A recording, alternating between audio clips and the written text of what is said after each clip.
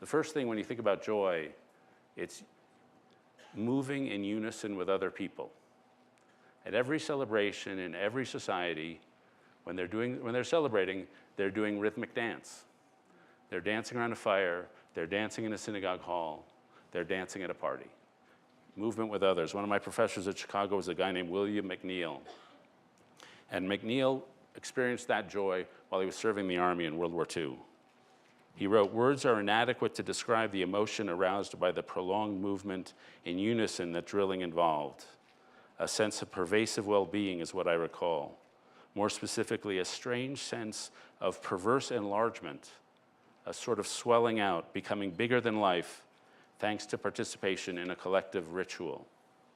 The second thing joy consists of is that kind of group movement in pursuit of an ideal, into pursuit of something that satisfies our moral yearning. A few more quotations. This is from Rabbi Wolf Kellman, who was marching to Selma with Martin Luther King. "We felt connected in song to the transcendental, the ineffable. We felt triumph and celebration.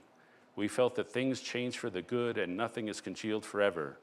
That was the warmest, transcendental spiritual experience. Meaning and purpose and mission were beyond exact words. Meaning was the feeling, the song, the movement, the overwhelming spiritual fulfillment." When you think of joy, it's the place where people meet. It's the place where a part of yourself merges with something outside yourself. The poet David White. "Joy is a meeting place of deep intentionality and self-forgetting, the bodily alchemy of what lies inside in communion with what formerly seemed to be outside. Dance, laughter, affection, skin touching skin, singing in the car, music in the kitchen, the companionable presence of a daughter, the sheer intoxicating beauty of the world inhabited as an edge between what we had previously thought was us and we thought was other than us becomes one." And that's the nice wearing down of boundaries.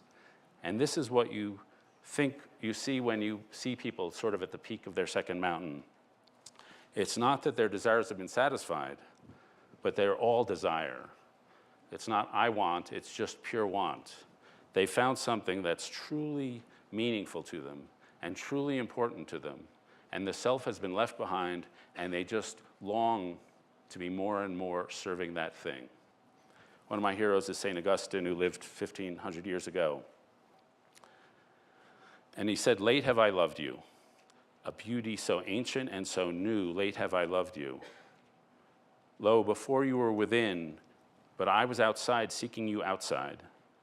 And upon the shapely things you have made, I rushed headlong, misshapen.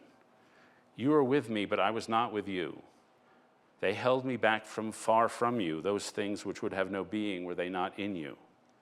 You called, shouted, broke through my deafness. You flared, blazed, banished my blindness. You lavished a fragrance, I gasped, and now I pant for you. I tasted you, and now I hunger and thirst. You touched me, and I burn for your peace." And I think that's what you see in people when they're on the top of the second mountain. Something they love has lavished them with its fragrance, and they gasp. Some commitment they've made makes them hunger to fulfill it. There's some faithfulness to something they really care about that they want to live out. And that's the second mountain. Thank you.